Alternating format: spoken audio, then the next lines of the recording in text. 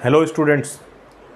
So today we are going to see the very important topic of chapter 2, units and measurement, accuracy and then precision and lastly error. तो बच्चों देखो, कोई भी measurement जब हम करते हैं so it depends on the person who is doing the measurement and the instrument which is being used. उस पर, इन दोनों चीज़ों पर डिपेंड करता है कि मेजरमेंट का आपका वैल्यू क्या आएगी, कैसी आएगी। तो अब अगर बात करें प्रिसीजन की सबसे पहले, तो अगर इंस्ट्रूमेंट आपको जितना ज़्यादा रिफाइंड दिया जाएगा, सपोज एक इंस्ट्रूमेंट है लेंथ मेजर करने के लिए, 1 मीटर का हमारे पास मेजरमेंट इंस्ट्रूमेंट है और उसमें 10 स्लॉट्स बनाए हुए हैं।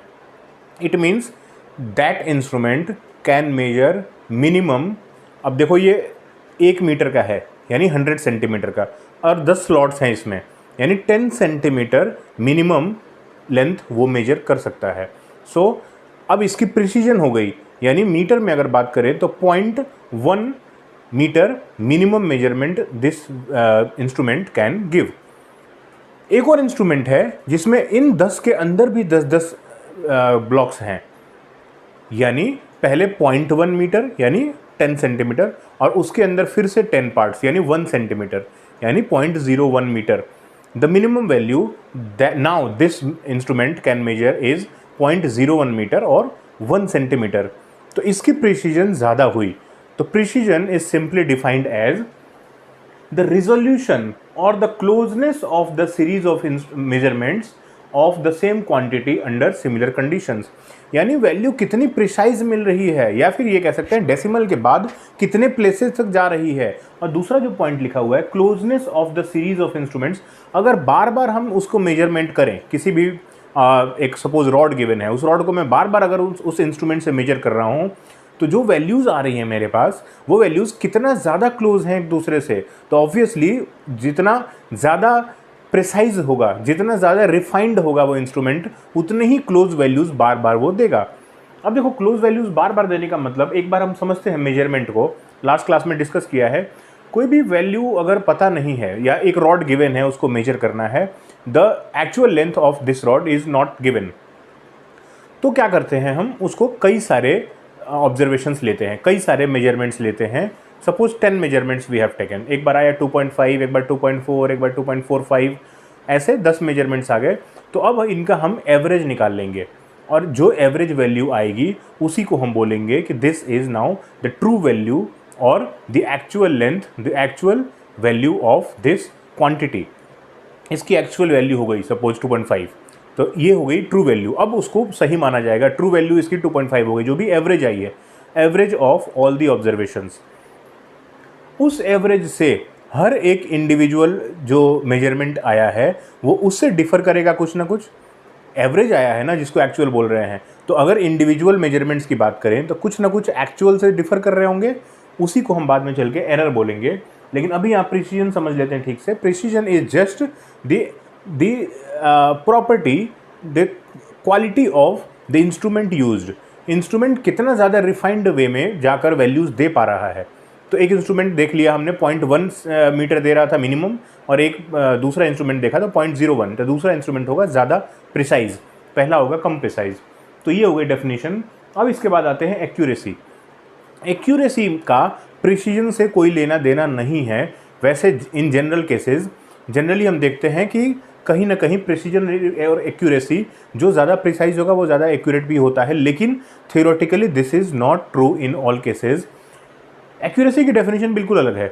जो उसकी ट्रू वैल्यू थी और जो आपने पर्टिकुलर वैल्यू मेजर की है, उसमें डिफरेंस कितना कम है, उतना ही ज़्यादा एक्यूरेट आपका मेजरमेंट है।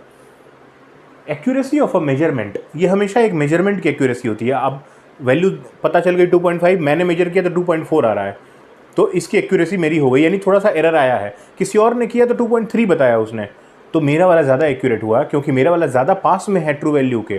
2.5 है ट्रू वैल्यू, मेरा 2.4 है, और किसी और ने बताया 2.3, तो my measurement is more accurate.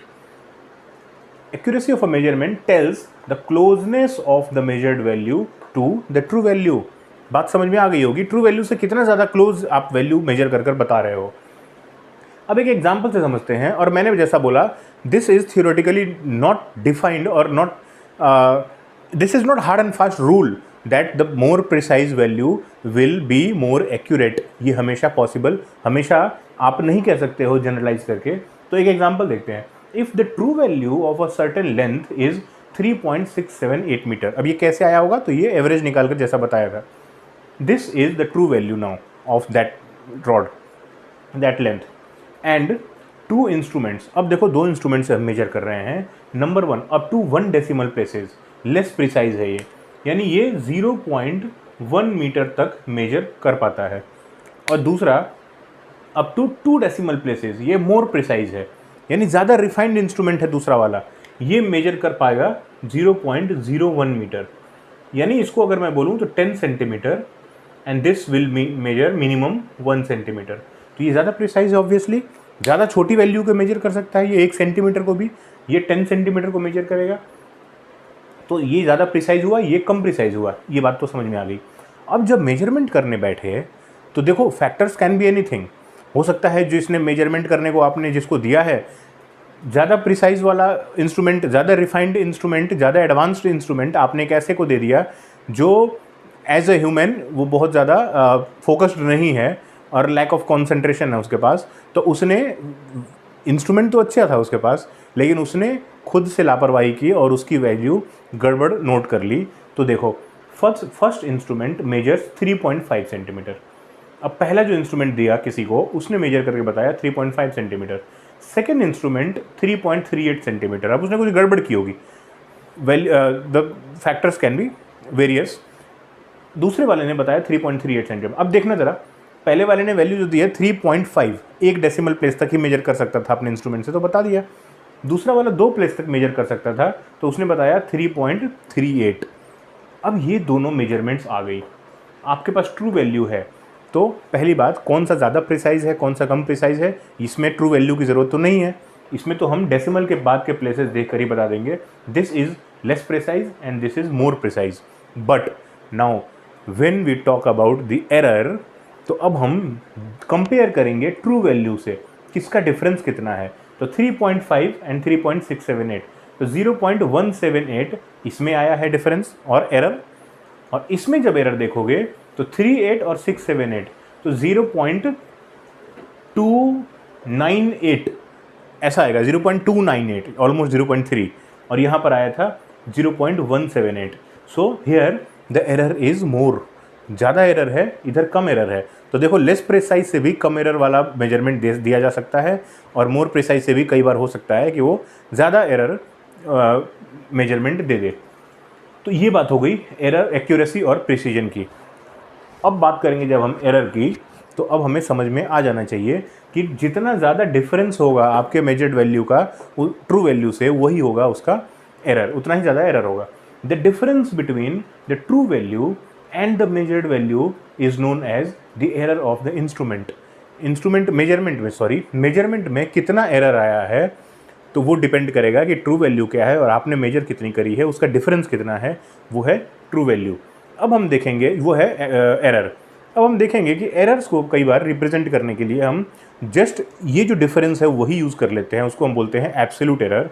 दूसरा एक एरर यूज़ करेंगे हम, उसको बोलेंगे फ्रैक्शनल एरर, यानी पर यूनिट एक्चुअल वैल्यू, जो पर यूनिट ट्रू वैल्यू में कितना एरर आया है, तो वो रेशियो जो होता है वो होता है फ्रैक्शनल, और उसमें 100 मल्टीप्लाई कर देंगे तो वो आ जाएगा परसेंटेज एरर। तो इसके बाद अब हम बात करेंगे एरर्स के टाइप्स, यानी एब्सोल्यूट एरर, फ्रैक्शनल एरर और परसेंटेज एरर किसको बोलेंगे और कैसे कैलकुलेट करते हैं। देखो बच्चों, एब्सोल्यूट एरर्स क्या होते हैं, रिलेटिव एरर्स क्या होते हैं और परसेंटेज एरर्स क्या होते हैं, एक एक करके हम देखते हैं। सबसे पहले मैंने अभी बताया कि किसी भी क्वांटिटी की अगर एक्चुअल वैल्यू नहीं पता हो, तो उस क्वांटिटी को हम बार बार मेजर करते हैं, 10 बार, 20 बार, 50 बार मेजर करके जो भी अलग अलग मेजरमेंट्स मिले हैं उन सब का हम मीन निकाल लेते हैं, एवरेज निकाल लेते हैं, और उसको अज्यूम कर लेते हैं now this average is treated as the true value of that quantity. क्योंकि माना गया कि अब पता तो है नहीं, तो एवरेज जब निकालोगे, तो क्योंकि कुछ मेजरमेंट्स में कुछ ज़्यादा मेजरमेंट हुआ होगा, कुछ में कुछ कम हुआ होगा, तो एज अ होल अगर हम सबका एवरेज लेंगे तो average is thought of as near the true value, near the actual value. तो एवरेज, अब देखो क्या है, let n measurements of a quantity give, n बार मेजर किया किसी क्वांटिटी को और गिव क्या मिला उससे, x1 x2 x3 up to xn। ये मेजरमेंट्स मिल रही हैं हमें बार बार, x1 मिला, फिर दूसरी बार x2 मिला, फिर x3 मिला, nth टाइम में xn मिला।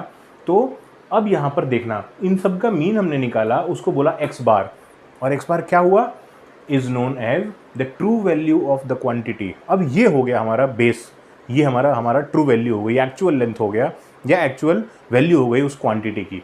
अब इसके हिसाब से हम एरर्स की बात करेंगे। तो अब बात करेंगे एब्सोल्यूट एरर क्या है फिर। तो अब ज़रा यहाँ पर देखते हैं, देखो n बार हमने मेजरमेंट किया है और उसका एवरेज निकाला है तो ट्रू वैल्यू मिली है। तो अब हम इस ट्रू वैल्यू को अब ट्रू मान लिया, तो n मेजरमेंट्स में n बार एरर आया होगा। पहले मेजरमेंट का एरर कितना हुआ, तो x बार माइनस x1, जो भी बड़ा छोटा है उसका मैग्नीट्यूड, उसका मॉड ले लेंगे, पॉजिटिव लेना है हमेशा वैल्यूज़ को।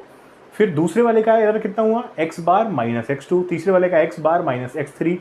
तो अलग अलग मेजरमेंट्स के ये हो गए एब्सोल्यूट अलग अलग errors. Absolute error in first measurement x1 minus x बार, या फिर x बार माइनस x1, जो भी हो पॉजिटिव वैल्यू लेनी है। दूसरे मेजरमेंट की एब्सोल्यूट वैल्यू x बार माइनस x2, तीसरे मेजरमेंट की एब्सोल्यूट वैल्यू x बार माइनस x3। ऐसे ही करके n मेजरमेंट्स की n एब्सोल्यूट एरर्स आ जाएंगी, और इन एब्सोल्यूट एरर्स का फिर हम जब मीन निकाल लेंगे तो वो हो जाएगा absolute error, final absolute error of this measurement. The arithmetic mean of, अब ये बात समझ में नहीं आई होगी तो आप एक बार पीछे जाकर 20 सेकंड 30 सेकंड पीछे जाकर दोबारा सुनना, समझ में आ जाएंगी।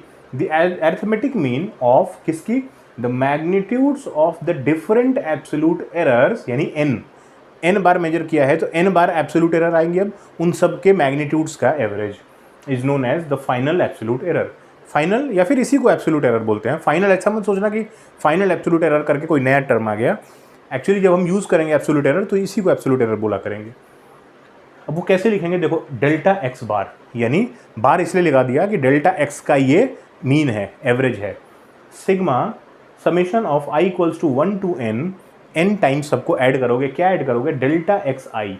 अब ये क्या है तो यहाँ पर बताया गया है अपॉन n, यानी एवरेज निकल गया। डेल्टा एक्स आई क्या है, तो एक्स आई माइनस एक्स बार, जो भी मेजरमेंट की वैल्यू आ रही है उसको ट्रू वैल्यू से डिफरेंस निकालोगे तो आ जाएगा डेल्टा एक्स आई। और ऐसे n बार वैल्यूज़ आएंगी एरर्स की, तो n वैल्यूज़ के पॉजिटिव वैल्यूज़ लेकर, यानी मॉड लेकर, इसलिए मॉडुलस लगाया हुआ है, n बार n वैल्यूज़ को लेकर ऐड कर दो और n से डिवाइड कर दो। सो दिस विल गिव, यहाँ कैपिटल n होना चाहिए, यहाँ स्मॉल n ले लो, n मेजरमेंट्स है ना तो n आएगा। तो this will give the final absolute error, यानी इंडिविजुअल एब्सोल्यूट एरर्स का एवरेज, वो हो गया फाइनल एब्सोल्यूट एरर। अब हम रिलेटिव एरर या फिर फ्रैक्शनल एरर इसको भी बोलते हैं, रिलेटिव एरर, और इसी को का दूसरा नाम है फ्रैक्शनल एरर, फ्रैक्शन। तो पर यूनिट ट्रू वैल्यू पर कितना एरर आया है is defined as the ratio of the final absolute error to the true value of the quantity. यानी फाइनल एब्सोल्यूट एरर कितना है, वो है डेल्टा एक्स बार। अभी इसके बाद हम एक क्वेश्चन लेकर करेंगे तो और चीज़ें क्लियर हो जाएंगी। डेल्टा एक्स बार ये है फाइनल एब्सोल्यूट एरर, और इसका और किसका रेशियो, ट्रू वैल्यू का एक्स बार। तो delta x bar upon x bar, this is relative error. एक क्वेश्चन से करेंगे तो और चीज़ें क्लियर हो जाएंगी, डोंट वरी। और अब रिलेटिव एरर एक बार आ गया या फ्रैक्शनल एरर आ गया, तो परसेंटेज एरर के लिए क्या करना है, तो हम सब जानते हैं कंसेप्ट फ्रैक्शन का और परसेंटेज का। फ्रैक्शन में अगर आपने 100 मल्टीप्लाई कर दिया तो परसेंटेज बन जाता है। The relative error when multiplied by 100 gives the percentage error. Percentage error equals to delta x bar upon x bar into 100। तो ये तो हो गई डेफिनेशंस, और मैं उम्मीद करता हूँ कि काफ़ी कुछ चीज़ें क्लियर हो भी गई होंगी, और अगर कुछ डाउट होगा भी तो अब एक क्वेश्चन हम शुरू करेंगे लेकर, वहाँ से चीज़ें क्लियर हो जाएंगी। सो बच्चों, वी हैव अ क्वेश्चन। एक वायर है, उसका डायमीटर मेजर किया गया है, तो कोई मेजरिंग इंस्ट्रूमेंट होगा, उससे मेजर किया 5 बार। The diameter of a wire is found to be, अब 5 बार जो मेजरमेंट किया गया है, सक्सेसिव 5 बार मेजरमेंट किए हैं, उसमें वैल्यू जो आ रही हैं 2.03 mm, 2.04 mm, 2.06 mm, 2.02 mm, 2.05 mm। ये 5 बार 5 मेजरमेंट की वैल्यू आ गई। अब आपको 5 चीज़ें बतानी है इसमें। There are 5 parts of this question. पहला बोल रहा है the true value of the diameter. आप बताओ एक्चुअल वैल्यू क्या है डायमीटर की। द ट्रू वैल्यू अभी मैंने बताया, वो हम फाइंड आउट करते हैं कैसे, एवरेज निकाल कर। तो वो देखेंगे कैसे निकालते हैं। सेकेंड पार्ट बोल रहा है the absolute error in different measurements. आप बताओ absolute error, the final absolute error in different measurements, हर एक इंडिविजुअल मेजरमेंट का एरर कितना आया है। सी पार्ट बोल रहा है मीन एब्सोल्यूट एरर, जिसको हम बोल रहे हैं फाइनल एब्सोल्यूट एरर, वो बताना है। फिर फ्रैक्शनल एरर बताना है और परसेंटेज एरर बताना है। सबसे पहले एवरेज डायमीटर, तो इन सबका एवरेज निकाल लेना है, आपके लिए कोई बड़ी बात नहीं है। सबको ऐड किया अपॉन 5, ऐड करने पर आया 10.2 upon 5, 2.04 mm। This is the true value. Average diameter आया यानी ट्रू वैल्यू आ गया। ये अब हमारा बेस, अब ये उसको हम सही मानेंगे, यही है एक्चुअल वैल्यू। अब बी पार्ट बोल रहे थे absolute errors in different measurements, her individual measurement में कितना कितना एरर आया है वो बताना है। तो देखो एक्चुअल लेंथ अब ये हो गई, वैल्यू हो गई डायमीटर की 2.04। पहली बार में आपने मेजरमेंट किया था 2.03, यानी आप 0.01 शॉर्ट हो गए थे। तो डिफरेंस निकाल लिया D1 माइनस डी बार, तो ये आया माइनस ऑफ 0.01 mm। ऐसे ही दूसरे में ये तो वैल्यू वही मैच कर रही है, तो 0 आ गया। तीसरे में 0.06, आपने 0.02 ज़्यादा मेजर कर लिया था, तो delta D3 0.02 mm। Delta D4 आपने 2 कम किया है, तो माइनस ऑफ 0.02 mm, और ये है 1 बढ़ा दिया था, तो 0.01 mm। ये हो गई डिफरेंट मेजरमेंट्स में, इंडिविजुअल मेजरमेंट्स में एब्सोल्यूट एरर्स। अब सी पार्ट बताना है मीन एब्सोल्यूट एरर। तो इन सब जो अभी एरर्स आपने निकाले हैं उन सब का मीन निकाल लो। तो इन सबको ऐड किया तो आया 0.06 अपॉन 5, दिस इज 0.012। अब 0.012 है, तो हम देख रहे हैं कि ये सारी वैल्यूज़ प्रिसीजन 2 प्लेसेस तक है, डेसिमल के बाद 2 प्लेसेस तक है, तो इनको भी हम डेसिमल के बाद 2 प्लेसेस तक ही राउंड ऑफ कर देंगे। अब राउंड ऑफ के भी कुछ रूल्स हैं, कुछ कंसेप्ट है उसका, वो मैंने क्लास अभी ली नहीं है, वो क्लास में नेक्स्ट में ले लूँगा। तो ये आया वैल्यू, एक्चुअली आई ये वैल्यू, ये 0.012, इसको राउंड ऑफ कर दिया, तो 2 को यहाँ से राउंड ऑफ करके हटा देंगे और 0.01 mm, this will be the mean absolute error. अब रिलेटिव एरर बताना है डी पार्ट में, फ्रैक्शनल एरर। तो मीन एब्सोल्यूट एरर जो आया है यानी 0.012 अपॉन द ट्रू वैल्यू हमने निकाला था सेकेंड पार्ट में, फर्स्ट पार्ट में 2.04 से डिवाइड किया, तो वैल्यू आई 0.00588824।